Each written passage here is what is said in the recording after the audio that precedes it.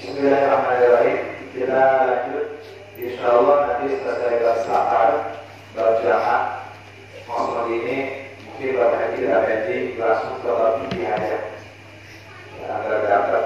Karena kalau tahu itu nanti saya bahas dari kita menolak. Bismillahirrahmanirrahim. Qala mu'allif al-kitab Ahkam Salawat Khamsatun. Kita masih membahas tentang dibolehkannya menjamak sholat. Ya. Allah Ta'ala fi dzalik wa idza dharabtum fil ardi falaysa 'alaykum junahun an taqsuru min as-sholat.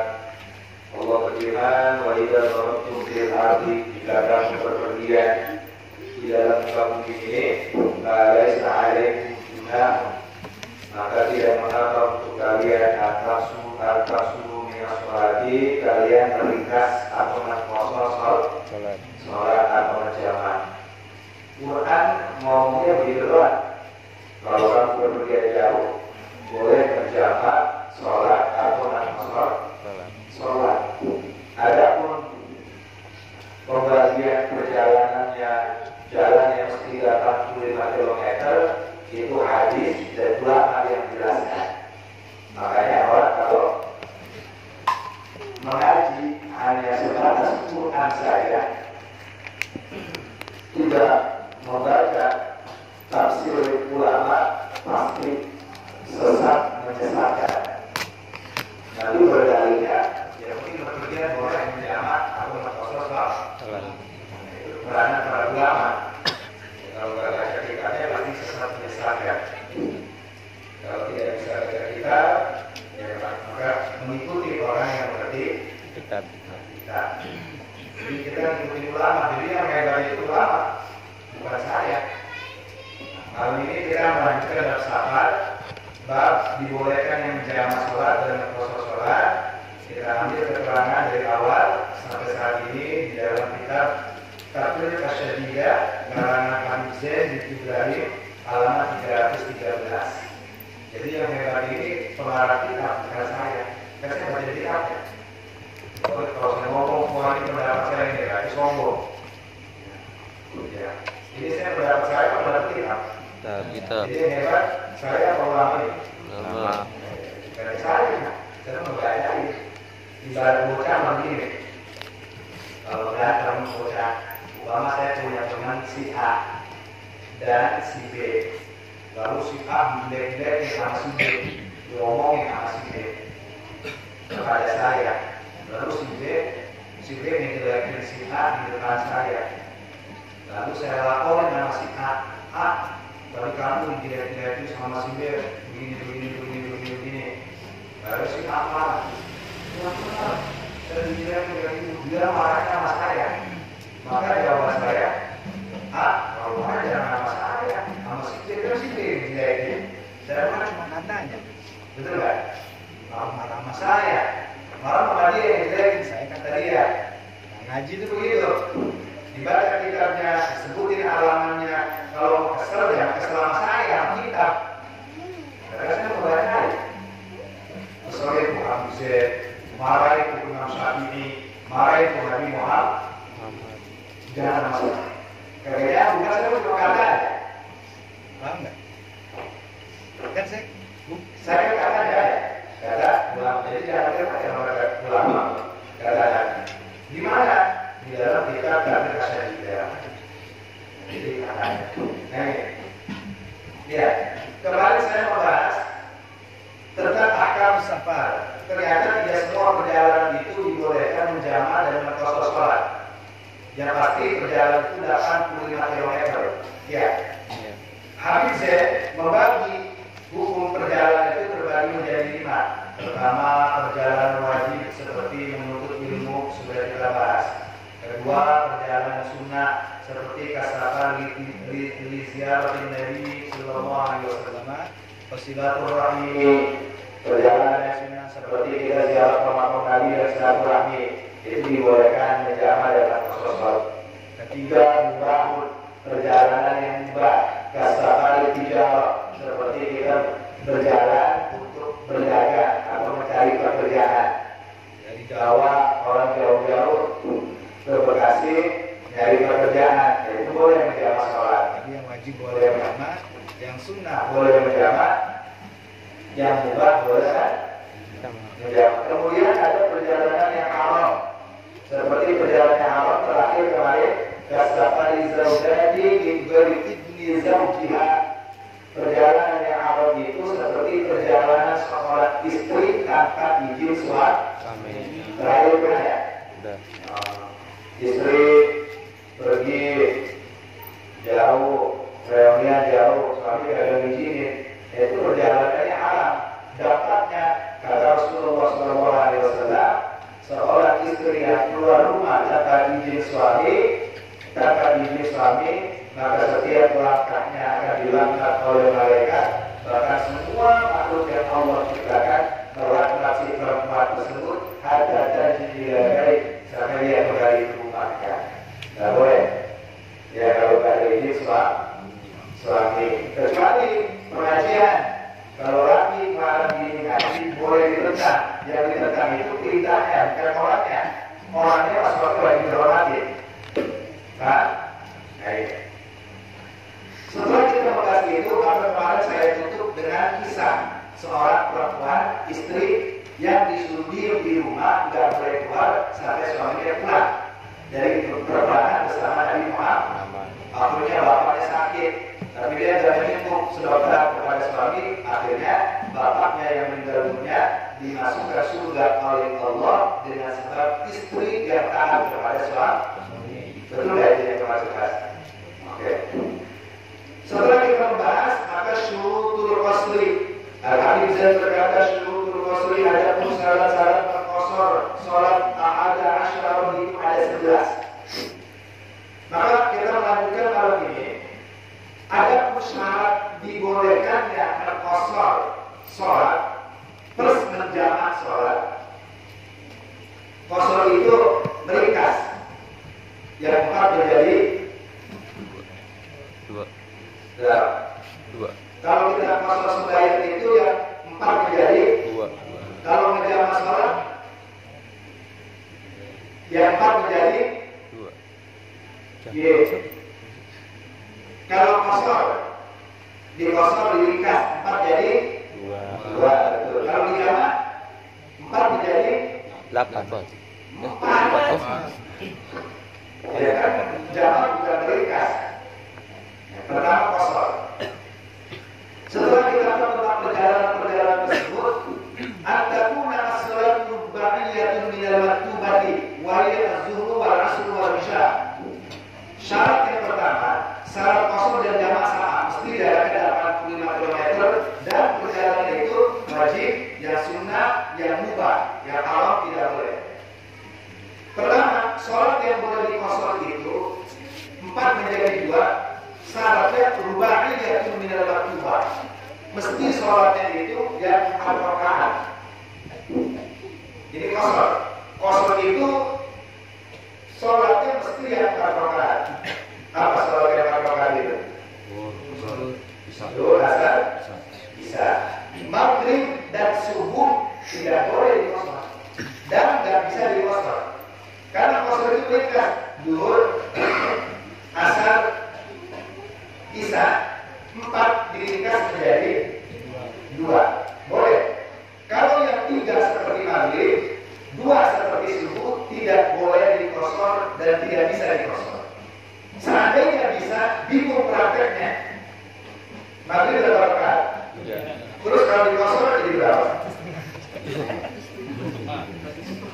Jadi 100 sebaiknya 100 rakaat. Ya kan? Kalau 100 rakaat berarti terakhirnya di ruku. Masa sebaik akhirnya di ruku? Ya kan? Nggak bisa. Apalagi yang 2 rakaat diringkas, habis garis sembahyang. Makanya qasar itu mesti sholatnya 4. Kalau jamaah boleh. Itu bedanya jamaah dari qasar. Itu yang pertama. Kemudian qasdul maudi ayyakuna safruhu mubahan. Jadi sholat yang boleh diqasar adalah sholat yang 4 rakaat, yang 2, 3 tidak jadi kosor. Karena kosor itu artinya meringkas, 4 menjadi 2. Kalau 3 dikosor, diringkas tidak mungkin karena jadinya 1 rakaat setengah. Nah, terus kalau 1 rakaat setengah bagaimana sembahyangnya? Nggak bisa pakai.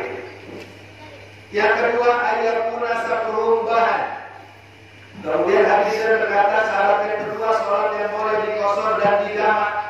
Ayakuna sakrumbahan. Sholat yang tersebut, perjalanan tersebut itu mubahan, perjalanan yang mubah. Mubah itu tidak maksiat. Apalagi perjalanan wajib, apalagi perjalanan sunat, sangat boleh. Minimal perjalanan itu perjalanan mubah. Mubah itu tidak maksiat, tidak dosa. Berarti kalau perjalanan yang mubah, dia boleh menjamak sholat, dia boleh mengkosor sholat. Laisa maksiat. Dan perjalanan itu bukan perjalanan maksiat. Nah ini.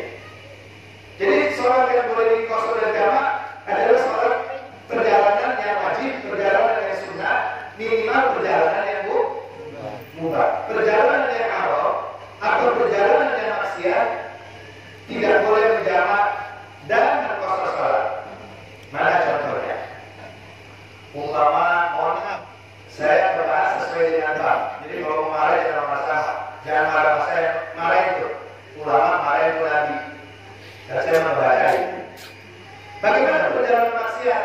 Contoh, jarak dari sini ke Bogor itu sudah melampaui 85 km, betul tak? Jarak ke sini ke Banten sudah 85 km. Jarak ke sini ke Bandung sudah jarak 85 km. Anak muda hiking, touringnya ada pacar, touringnya ada pacar, 1 motor berdua ke Bandung. Atau jalan-jalan. Ketika dia jalan ke Bandung dengan perempuan yang belum halal, maka perjalanan dia tergolong perjalanan haram, tergolong perjalanan maksiat. Sebab itu tergolong perjalanan maksiat, maka tidak boleh menjamak atau mengkosor sholat. Lalu kok bisa dikatakan perjalanan maksiat? Sebab Islam melarang perempuan yang belum dihalalkan jalan berdua. Haram apa halal itu? Haram. Tidak boleh. Karena perjalanan yang ini haram, maka tidak berlaku hukum jamak, tidak berlaku hukum kos. Maka dia wajib sholat seperti biasa. Paham ya? Tidak berlaku. Atau kita janjian sama cewek lewat Facebook, Instagram, dan jualan di Cirebon. Ayo Pak, pertemuan di Cirebon. Ya, mana ya? Iya. Ketemuan ya. Jangan bisa ke Cirebon. Nah, ketika perjalanan ke Cirebon, menuju perempuan tersebut dengan catatan bukan tujuan dinikahi. Kecuali kalau tujuannya untuk khidbah, untuk tunangan, itu beda. Ya, ada sebatas happy. Maka perjalanan itu tidak boleh menjamak dan mengkosor sholat. Kenapa demikian? Karena perjalanan maksiat, karena di dalam kaidah usul dijelaskan, ar-rukhsah la tunatu bil ma'as.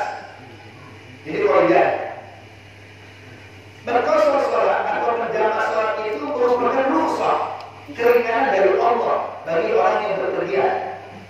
Ya, dalilnya wa idza darabtum fil ardi falaysa 'alaikum junahun an taksuru min as-shalah. Jika antum berpergian di muka bumi ini, jaraknya 85 km, dibolehkan kamu mengkosor dan menjamak sholat. Berarti ini kena rukhsah, keringanan buat orang yang berperjalanan. Sedangkan hukum rukhsah itu la tunatu bil ma'as.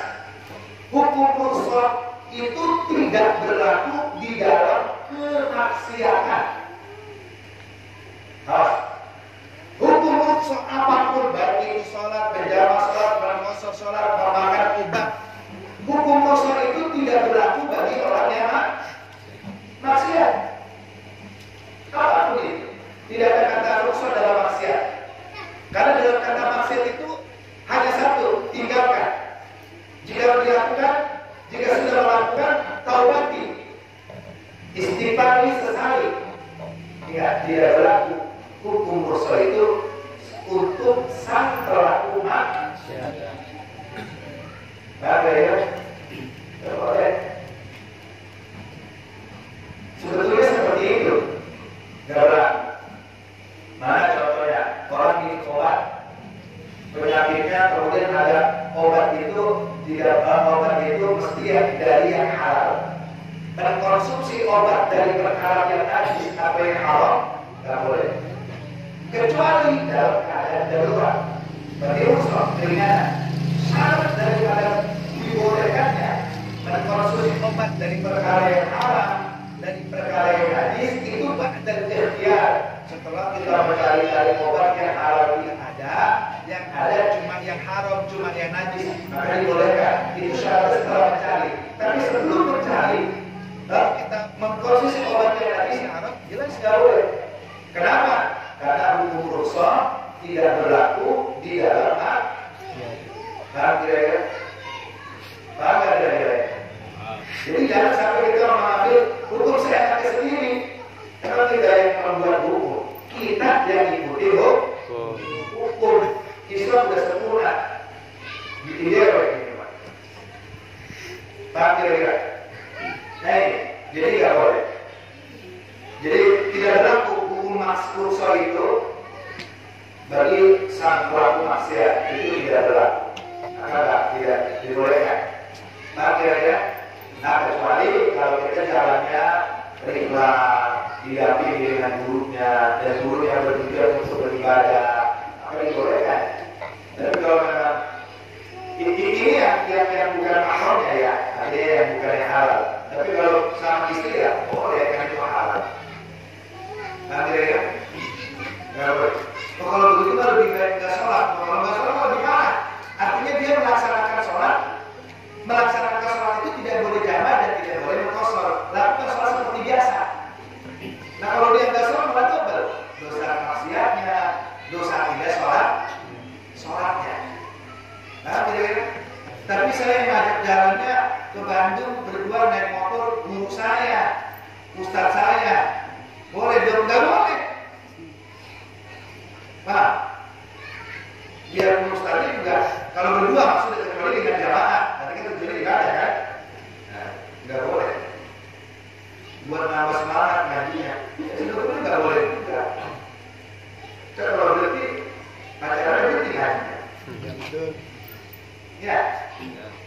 Ya pacar yang baik itu selalu merespon dalam kebaikan. Pacar yang baik itu selalu mendukung dalam kebaikan. Pacar yang mendukung dalam kemaksiatan, sesungguhnya dia nggak cinta sama kita, dia cinta dengan tubuh kita. Dia hanya cinta dengan kenikmatan tubuh kita. Maka bedakan mana cinta, mana nafsu. Dan berkata cinta di atas nafsu. Nah, kita kan begitu ya, mendukung dalam kebaikan. Jadi kalau berlaku. Wa aqsamul 'asim min nihayat ad-dawat al-qasri at-taraq khusus salah satu.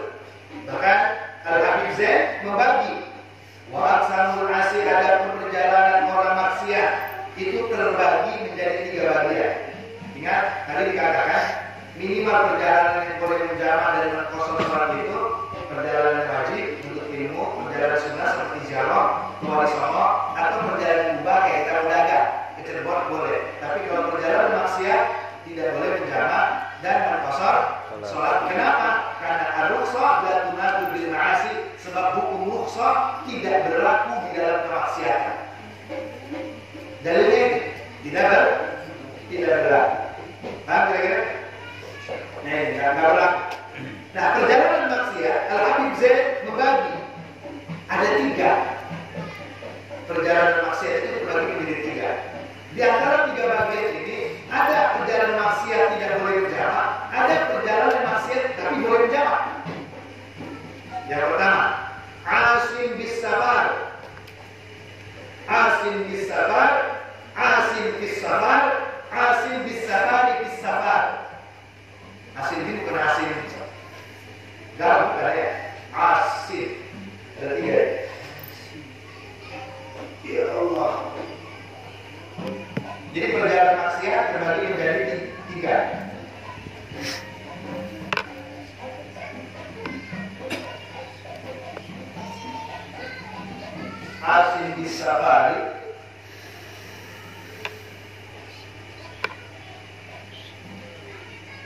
asin fis safari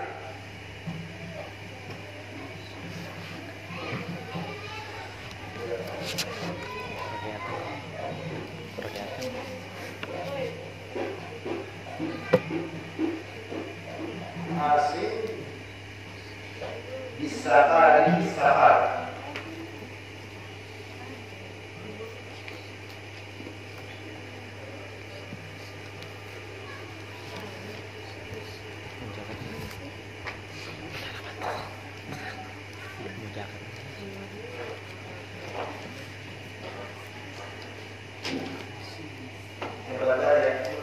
ulama-ulama kita itu sangat kreatif, hebat, cerdas, solid. Saking kreatifnya, karya-karya ilmiah mereka ditulis di kitab-kitabnya. Imam Syafi'i menulis kitab, Imam Nawawi menulis kitab, Habib Zaid, Sayyid Muhammad. Itu kan kreatif namanya, ditulis. Orang dulu belum canggih alatnya, istrinya belum ada, tapi kreatif. Bukti kreatifnya itu kadang-kadang terbatas yang beribuan tahun. Orang sekarang sudah canggih, orang ditulis. Orang ada.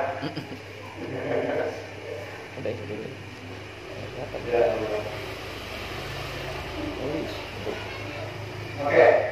Wa aqsamul 'asi min nihayati jawazil qasri at-tabakhus thalatha.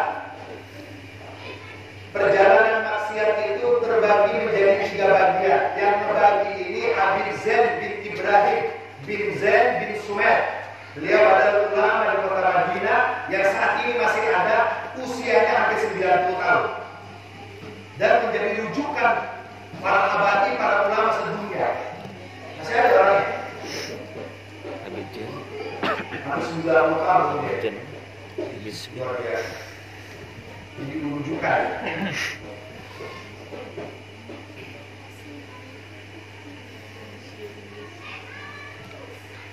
Asim bis safari terbagi menjadi 3 perjalanan maksiat. Tadi dia dikatakan di atas, sholat yang boleh dijama atau diqashar minimal yang mubah, perjalanan yang mubah seperti dagang. Nah, kalau perjalanan yang wajib sangat boleh, sunnah sangat boleh. Tapi perjalanan maksiat tidak. Kenapa tidak boleh? Lupa. Kenapa tidak boleh? Karena ar-rukhsah la tunatu bil ma'asi. Sebab hukum rukhsah itu tidak berlaku di dalam maksiat. Saya ulang lagi. Kenapa perjalanan maksiat tidak boleh? Hukum rukhsah tidak berlaku. Karena hukum rukhsah tidak berlaku dalam maksiat. Semua hukum itu tidak berlaku dalam maksiat. Tidak ada kata boleh. Kata tidak boleh. Namun Al-Habib Zaid berkata, asing hukum perjalanan maksiat itu dibagi menjadi 3. Yang pertama asim bis safar, wa huwa alladhi anshahu safarahu min ajli maksiat. Yang pertama asim bis safar. Apa asim bis safar itu? Wa huwa alladhi ansha'a safarahu min ajli maksiati, yaitu orang yang berjalan dengan tujuan maksiat. Orang yang berpergian dengan tujuan ini asim bis safar. Ya, asim bis safar itu artinya orang yang berpergian tujuannya apa? Jadi maksiat ini bertujuan. Saya ulangi. Yang pertama asim bis safar yaitu orang yang berjalan, orang yang berpergian dengan tujuan maksiat. Ini maksudnya tujuan bukan? Tujuan. Nah, berarti maksiat ini dari rumah dia bekerja, tujuannya maksiat. Maka maksiat ini sudah menjadi tujuan. Mana contohnya? Saya contohkan seperti tadi, seorang laki-laki dengan perempuan yang tidak halal, dia pergi jalan berduaan bantu, ini kan perjalanan maksiat. Tapi memang tujuannya maksiat. Maka nggak boleh. Jelas itu tujuannya. Apa tujuannya kalau bukan itu? Jelas? Nggak usah pakai dalil yang lain. Tidak boleh menghalalkan perkara yang haram. Nggak boleh. Meskipun kita melakukan maksiat, tapi mesti kita melakukan itu haram. Katakan itu haram. Meskipun kita melakukannya. Karena orang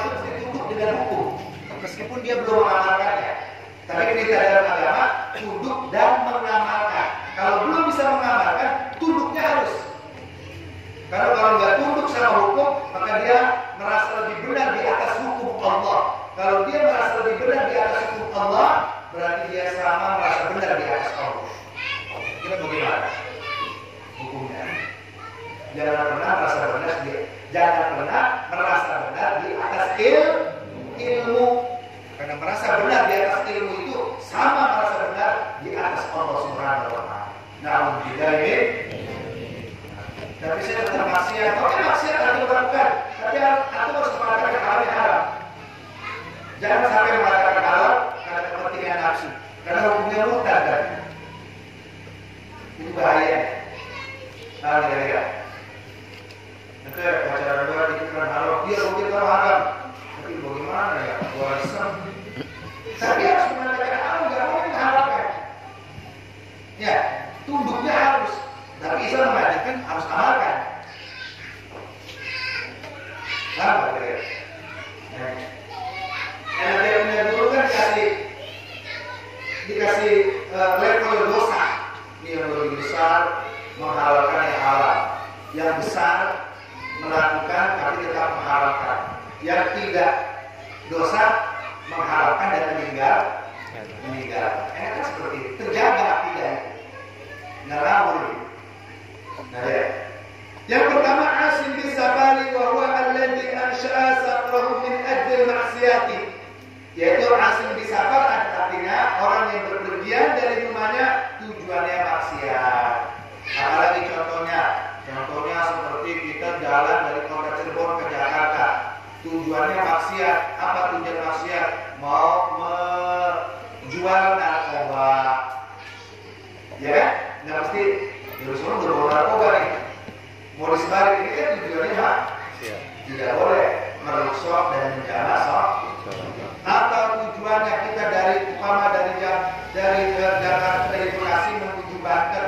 Tujuannya maksiat. Apa tujuannya mau berantem? Tujuannya mau berantem, mau perang, mau saling bunuh sesama muslim.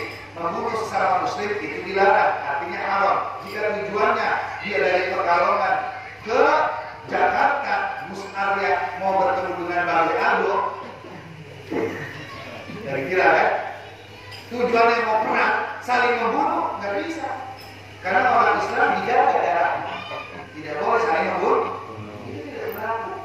Wah, ini kan harga dirimu rendah di hadapan agama. Harga diri yang paling utama adalah agama. Apa ya agama itu lebih harga diri kita lebih mulia daripada agama? Tidak mungkin. Dan ini agama yang mengatakan. Makanya Islam mengajarkan hibdul nasl, wa hibdul din, wa hibdul nasl, wa hibdul ilm. Yang perlu dijaga itu pertama mesti jaga agama, jaga keturunan, jaga harga diri. Harga diri terakhir itu. Ya, jaga agama itu bagaimana? Ya kan? Bukan simbolisnya menjaga agama itu nyakuin musola, nyakuin masjid. Itu mah simbolnya. Hakikatnya menjaga ulama, menjaga agama itu menjaga orang-orang yang mengerti ilmu agama, karena dia yang mensiarkan agama Allah dan Nabi. Jaga. Ya. Bukan pegang musola aja, harusnya pada pegang. Paham nggak? Jaga Islam, berarti jaga ulama. Kalau zaman Nabi, jaga agama Islam, berarti menjaga Nabi. Maksudnya itu. Emang bagaimana? Tidak musola ngomong, tidak masjid ngomong. Enggak. Itu maksudnya. Itu utama. Jaga. Agama, menjaga orang mengerti ilmu agama.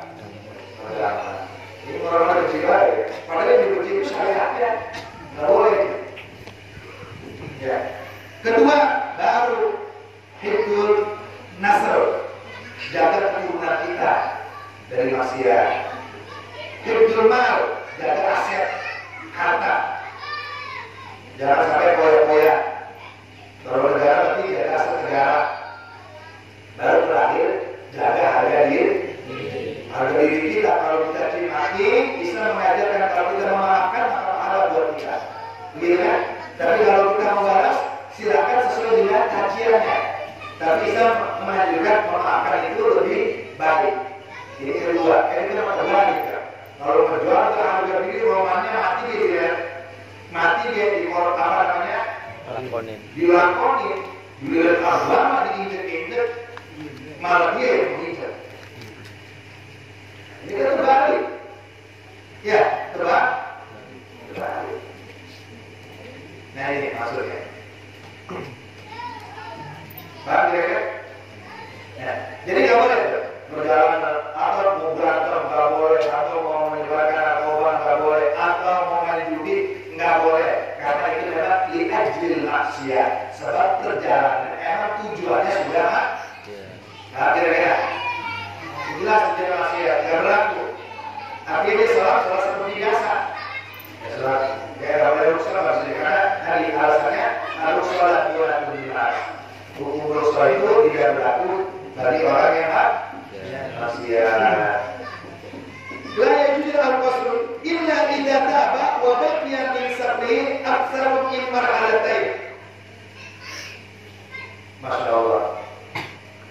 Hukum adapun hukumnya orang yang berpergian dengan tujuan maksiat, la yajuzu maka tidak bolehlah baginya apa al-qasr berqasar al-jam'u menjama sholat. Kalau bisa katakan satu-satu. Illa idza taba kecuali idza taba jika dia tobat wa baqiya dan masih tersisa min sabri dari perjalanannya aktsar min marhalataini yaitu sebanyak 2 marhalatain. Kecuali ini. Berarti yang tahu kan biar data. Asin bisa kali yang pertama perjalanan maksiat yaitu perjalanan yang bertujuan maksiat. Hukum adapun hukumnya berjalan dengan tujuan maksiat. La yajuzu tidak boleh. Lalu bagi orang yang berjalan tujuan maksiat tersebut al-qasdu yaitu mengqasar sholat atau menjamak sholat. Kenapa? Karena rusul tidak ada dalam maksiat. Illa idza taba kecuali jika dia tobat. Illa idza taba kecuali jika dia tobat. Wa baqiya min sabrihi dan masih tersisa dari perjalanannya aktsar min marhalataini jarak 2 marhalah atau 85 km. Contoh gini. Umpama kita berjalan dari Jaguana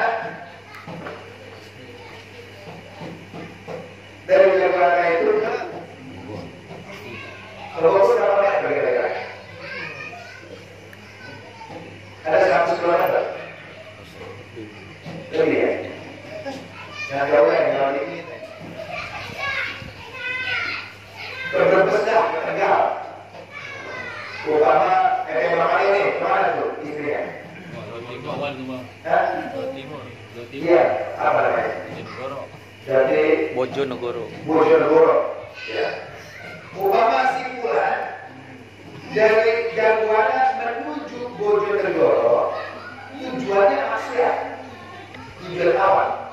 Katakan jarak dari Bekasi ke Bojonegoro itu 500 km dah. Ya, kita katakan 500 km.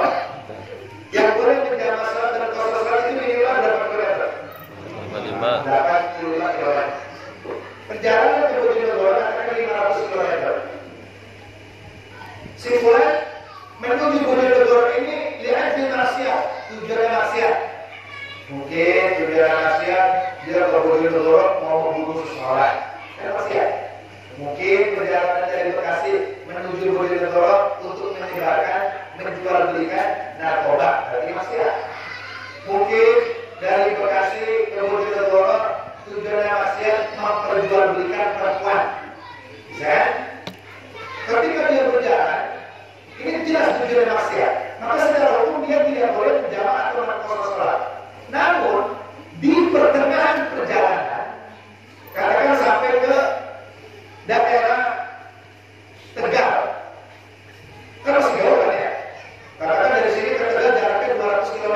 Berarti Tegal ke Bojonegoro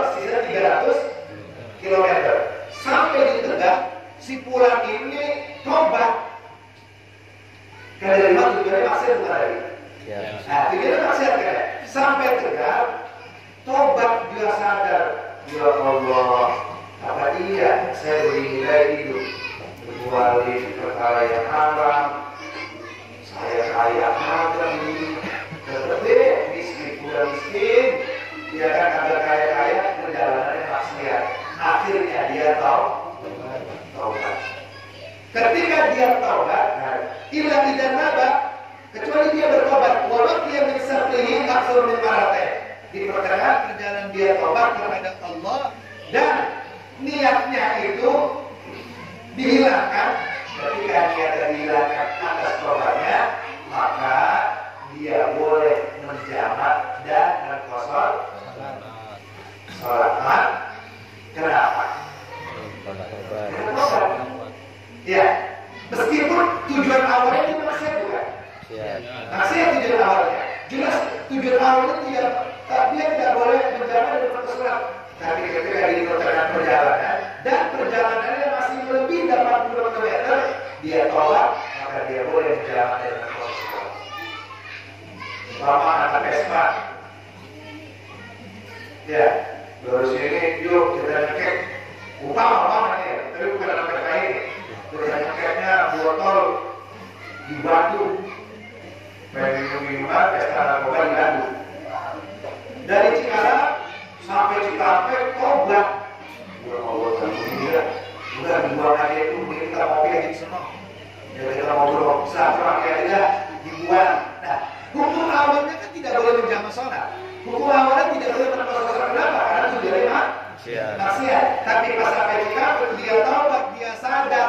Udah ganti aja mau kopi, kita ganti forumnya ngopi berkah. Nah, ya, ngopi berkah sambil silaturahmi. Sebab taubatnya itu perjalanan diteruskan ke Bandung, maka boleh dia menjamak dan mengkosor. Ini sebab taubatnya. Berarti ini tujuannya jelas. Itu yang pertama. Ya, jadi perjalanan yang tujuannya maksiat tidak boleh menjamak dan mengkosor kecuali dia taubat di pertengahan perjalanan dan perjalanannya jaraknya masih ada 80 km.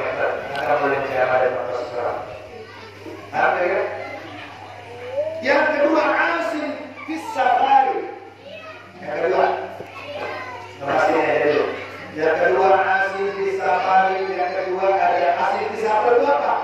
Wa anati anta sabrau fi mubahi walakinna ma'asu fi asna'ihi hukmu yajuzu lahu al-qasru.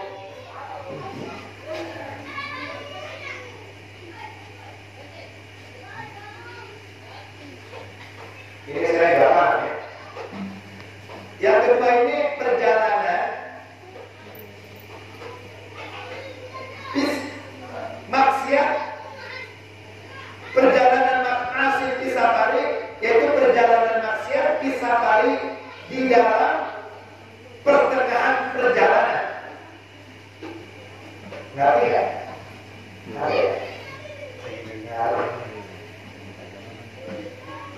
Yang pertama tadi itu asin bisafar itu perjalanan dengan tujuan maksiat. Jadi tujuannya memang maksiat. Nah, kalau yang kedua ini asin bisafari maksiat di dalam perjalanan. Jadi tujuannya dari mana bukan maksiat, tapi maksiat itu adanya ketika ada di pertengahan. Ngerti nggak? Ya.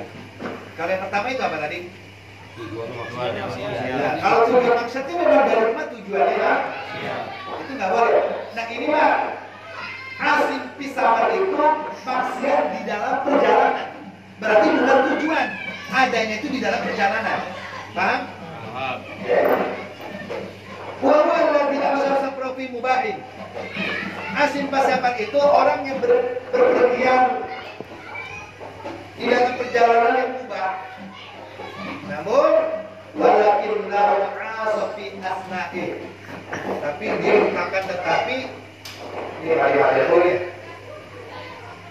tetapi di pertengahan perjalanan berubah niatnya menjadi maksiat.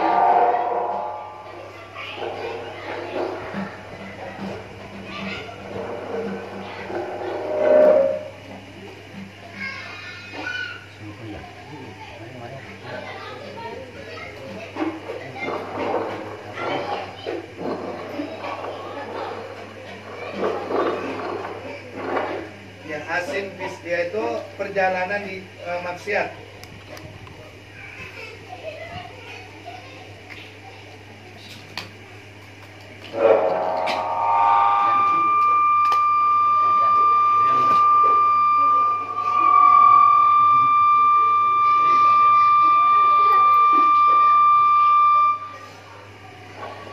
Saya contohkan, Asim bisa pergi, dia dari rumah, Nggak usah pakai speaker. Dia dari rumah, tujuannya tidak maksiat, tapi muncul maksiat itu di pertengahan perjalanan. Contoh kita jalan dari sini ke Bandung lah, atau ke Banten. Tujuannya mau berdagang yang halal ya, dagang pakaian, apa dagang bubur, apa dagang somai, atau dagang apalah. Atau kita mau main ke rumah teman ada di Banten. Nah ini kan silaturahmi kan? Berarti tujuan ini bukan maksiat. Bukan maksiat tujuannya. Pas di pertengahan perjalanan, berubah niat itu menjadi maksiat. Apa mungkin ketika di pertengahan perjalanan, mungkin dia naik kendaraan umum, di kendaraan umum kenalan sama janda. Wah, romannya langsung paham. Nah ini kenalan sama janda itu bukan tujuan, kelempengan. Ada kelempengan. Tadi tujuan dari rumah ngapain dia? Silaturahmi itu gak maksiat. Berarti tujuannya bukan maksiat. Beda dengan awal. Kalau awal memang tujuannya maksiat. Ini maksiat di pertengahan perjalanan. Dia naik angkot, naik kendaraan umum, atau naik motor, Vespa. Karena pas lagi jalan ketemu cewek bohai, kenalan, berhenti juga dah. Berbelok akhir arahnya tuh. Karena kenalan sama perempuan, ya tadinya mau silaturahmi, dan silaturahmi itu perjalanan yang dimubahkan bahkan sunnah. Sebab ketemu joken, ketemu cewek, warga juga di kebuantennya. Emang neng orang mana? Saya janda bang. Orang mana? Ya saya orang Bogor. Udah kita ke Bogor dulu yuk. Ntar kebuantennya. Nah ini kan berubah arahnya. Paham gak saya? Arahnya berubah. Maka ketika perjalanan itu dialihkan ke Bogor, ini menjadi perjalanan maksiat. Nah perjalanan ini tidak boleh menjamak dan berkosor salat, dan itu dinamakan asim fis safar. Itu perjalanan di dalamnya ada maksiat. Paham kira-kira? Itu nggak boleh. Tidak? Nggak boleh. Kan saya tujuannya bukan maksiat, iya, tapi kemaksiatan itu ada di pertengahan. Tetap tidak dibolehkan. Jelas kira-kira? Beda nggak sama yang pertama? Beda. Kalau yang pertama itu apa? Memang tujuannya maksiat. Yang kedua? Perjalanannya. Tujuannya tidak maksiat, tapi di pertengahan perjalanan timbul maksiat. Itu perempuan. Atau sebaliknya, di pertengahan perjalanan kita tujuannya baik mau dagang, tahu-tahu ada kesempatan naik kereta. Pas naik kereta, lihat ada dompet perempuan kelihatan, diambil, nggak bakal tahu nih kita ambil. Ini kan jadi maksiat. Berarti kemaksiatan itu ada di pertengahan perjalanan. Maka bagi orang yang mengambil tidak boleh menjamak dan kosoran. Dan itu kemaksiatan ada di pertengahan. Jelas kira-kira? Itu maksudnya asik safari. Atau kita tujuannya dapat undangan handicap. Handicap. Ya, kita ada undangan jadi kameramen, motoin orang hajatan. Paham ini Bang Anto ya? Iya, kayak kata. Di mana? Di Cirebon. Pas sampai di Cikampek dibatalin. Nah, perjalanan ini kan perjalanan mubah awalnya, bahkan menjadi ibadah. Tapi ketika dibuatin di Cikampek, akhirnya apa? Kita udah ngejamah di rumah nih, udah ngejamah sholat. Ya kan? Katakan berangkatnya dohor, kita sampai Cirebon jam 4. Jamaah apa? Ditarik asar ke duhur. Allahu Akbar. Usolli fardhu zuhri majmu'an ilal asri lillahi ta'ala. Udah dijamah di sini. Pas sampai Cikampek dibatalin acaranya. Sebab dibatalkan acara tersebut, akhirnya udah ngandung. Sialan banget dibatalin. Daripada kita kesana dulu kita main ke rumah janda, gue punya kenalan di sini nih. Nah itu jamanya itu nggak berlaku, nggak berlaku, Bang. Paham nggak? Itu maksiat dalam perjalanan. Jelas kira-kira? Apapun bentuknya, ya karena tadi ar-rukhsalatuna bil mahal. hukum rukhsah itu tidak berlaku dalam maksiat. Ya, nah ini. Asim bisafari bisafar.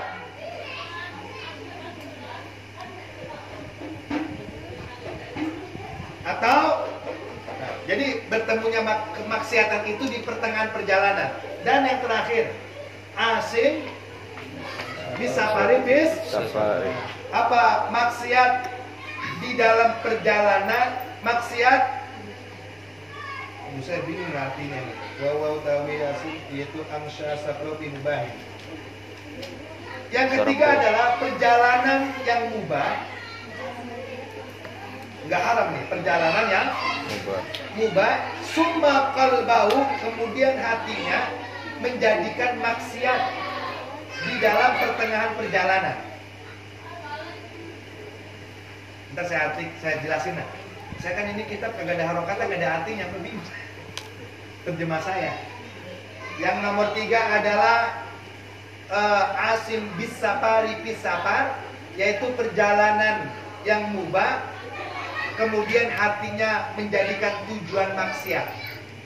Kemudian hatinya di pertengahan perjalanan menjadi tujuan begini gampangnya. Kalau yang pertama tujuannya memang maksiat, nggak boleh. Kalau perjalanan yang kedua bertemunya maksiat di pertengahan perjalanan, bertemu maksiat itu mungkin nyopet duit orang, dompet orang, mungkin gara-gara ketemu perempuan, jadi tidak diteruskan perjalanan mubahnya, malah perjalanan maksiat juga tidak boleh. Nah, yang ketiga ini adalah perjalanan ini mubah, mungkin mau berdagang, itu kan mubah kan? Atau mungkin mau silaturahmi, tetapi summa galbahu wa ja'alahu lil maksiati fi asna'i safari. Kemudian ketika di pertengahan perjalanan hatinya berubah niatnya berubah. Yang tadinya niatnya itu untuk melakukan perkara yang mubah, tahu-tahu hatinya berubah niat untuk melakukan maksiat. Udah maksiat belum? Belum. Ya, yang tadinya perjalanan hatinya mubah, di pertengahan perjalanan berubah pengen maksiat. Nanti kalau pengen maksiat udah maksiat belum? Beda nggak sama yang kedua? Kalau yang kedua kan memang berjumpa dengan maksiat. Nah ini mah hatinya berubah jadi maksiat. Nah perjalanan seperti itu pun tidak boleh menjamak dan mengqashar sholat, sebab berubah hatinya yang tadinya menjadi perjalanan berubah menjadi maksiat. Paham kira-kira? Saya mau nanya dah.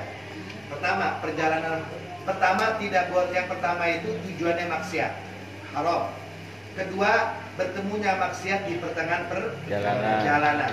Yang ketiga, itu tidak boleh menjamak dan mengqashar. Yang ketiga, perjalanan yang mubah kemudian hatinya berubah menjadi maksiat, itu pun tidak boleh. Yang ketiga ini belum maksiat tapi tujuannya maksiat.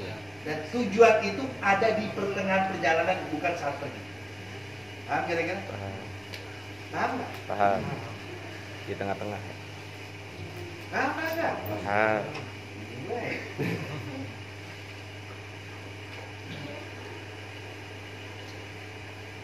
Nah, itulah perjalanan maksiat. Paham kira-kira ya? Dan terakhir dah, kaunu safari gorodin sahihin katijarah kharaja bidakani ligir golod sahihin kasabahati li ru'yati biladin. Dan terakhir, sholat yang boleh dikosor dan dijamak kaunu safar li gharadin sahihin. Terakhir. Dan yang terakhir adalah sembahyang, sholat boleh dikosor, boleh dijamak. Yang maksud udah. Yang terakhir adalah kaunus safar li gharadin sahih. Perjalanannya itu jelas tujuannya.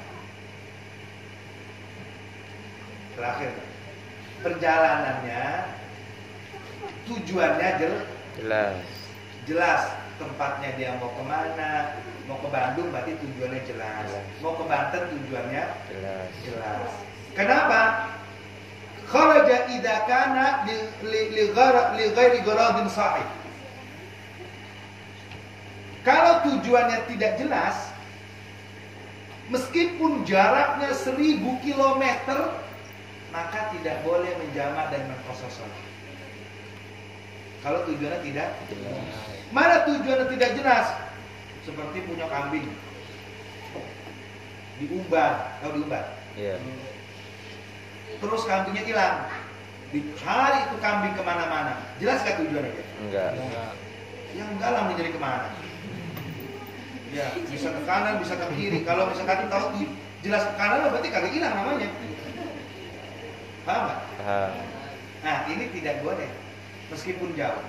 Atau kita menolong orang mayit yang hilang, tenggelam. Ada orang tenggelam mati, lalu dicari mayitnya itu, kan nggak tahu arahnya kemana. Berarti tujuannya tidak Jelas. maka tidak boleh menjamak dan mengqashar Salat. Atau tujuan yang tidak jelas itu seperti seorang laki-laki dan perempuan yang berpergian. Laki-laki berpergian ditanya, "Bang, ente mau kemana?" "Neng, ente mau kemana?" "Saya tidak tahu arah, biarkan kaki ini melangkah sampai dia berhenti." Wah, gila loh. Berarti kan dari tujuan kan? Biarkan kaki ini melangkah sampai berhenti. Tujuannya kemana? Enggak tahu tujuannya. Orang data itu hidup. Nah, meskipun dia jualannya ngelewatin Cirebon, ngelewatin Tegal, tetap tidak boleh menjamak sholat dan mengqashar sholat meskipun perjalanannya bukan maksiat. Itu kan nggak maksiat perjalanan. Coba orang pengen jalan dengan jalan kaki dengan dalil biarkan kaki ini melangkah sampai ia berhenti. Berarti kan nggak ada tujuannya dan itu tidak maksiat. Apakah boleh dia menjamak dan mengqashar sholat? Tidak. Kenapa? Laisa gharadun sahih. Kenapa tidak boleh? Sebab tujuannya tidak jelas. Maka orang yang boleh menjamak dan mengqashar sholat gharadun sahih, tujuannya mesti Jelas. Hidup itu udah jelas. Orang jelas gimana ya? Hidup dia kagak jelas bagaimana mati. Jadi begitu saya. Danta-danta hidup mah. Makanya yang remang-remang mah jangan. Ya. Yang jelas dia belum tentu bagaimana kagak jelas. Paham kira-kira? Mati tadi. Hidup itu. Baterainya udah ganti. Yang ini yang mati. Paham kira-kira ya? Jadi perjalanan tidak yang boleh menjamak mengqashar sholatnya mesti 4 rakaat. Kemudian perjalanannya mesti mubah. Dan perjalanan maksiat terbagi menjadi 3. Tujuan maksiat tidak boleh mengqashar sholat. Pertengahan maksiat perjalanan tidak boleh menjamak sholat. Atau niat yang berubah, yang tadinya mubah menjadi maksiat, itu pun tidak boleh menjamak sholat. Dan terakhir gharadun sahih, perjalanannya mesti Jelas. Kalau tidak jelas meskipun 1000 km, walaupun tidak maksiat, tidak boleh menjamak sholat, tidak boleh mengqashar sholat. Maka tidak boleh ada dalil biarkan kaki ini melangkah sampai ia berhenti. Hidup kudu jelas. Paham? Itu Mas sama yang ngomong begini, ngaji mah penting ngaji diri, jangan ngaji kitab. Dan ngaji diri bagaimana? Sambil berdiri. Ayo, saya mau nanya dah, orang yang ngomong ngaji diri bagaimana? Iya berdiri. Orang danta itu. Mengenal diri itu mengenal Allah. Mengenal Allah itu bil ilmi, dengan ilmu. Mengenal ilmu itu bukan dari Allah, dari guru. Tahu sembahyang dari Allah apa dari guru? Guru. Maka orang yang mengaji diri tanpa guru setan itu. Enggak danta hidupnya. Sama aja man ta'allama bi ghairi ustad bahwa syaitan. Orang yang belajar tanpa guru, gurunya setan. Makanya apa kalau tadi benar-benar, kalau tadi salah? Bukan kata agama. Terdewek. Enggak ada Pak. Bang Komet kali mau ngecek ke kiai, ke habib mana yang orang belajar tanpa guru, enggak ada. Mau kiai model bagaimana lagi, mau habib bagaimana lagi, enggak ada. Kalau ada yang begitu, iblis itu. Imam Syafi'i punya guru, Imam Maliki punya guru, Nabi Muhammad punya guru, malaikat Jibril dari Allah. Ya kan? Coba kalau nggak ada itu, dari siapa? Bingung saya. Ya, Kalau tasar saya punya guru, bapak saya punya guru, kau saya punya guru, semua mutasil tersambung kepada Rasulullah SAW. Ini ngaji sama kitab ini tujuannya biar sanad keilmuan kita sampai ke Nabi Muhammad. Inilah yang menyampaikan, bukan saya. Saya nggak bisa. Ya, coba kalau nggak ada kitabnya, siapa yang nyambung dia ke Nabi Muhammad? Dari nasab tidak, dari ilmu enggak, nyambung ke setan. Tidak ada ngaji diri. Ngaji diri itu dengan guru maksudnya. Ngaji diri tanpa guru itu bukan ngaji diri. Karena mengenal Allah itu dengan ilmu, dan mengenal ilmu itu melalui guru. Nah, kan seperti itu kan? Hati-hati, ini banyak yang keliru. Ya. Nah ini, jadi gorodun sahih. Wallahu a'lam bis. Shawab. Silakan yang lain.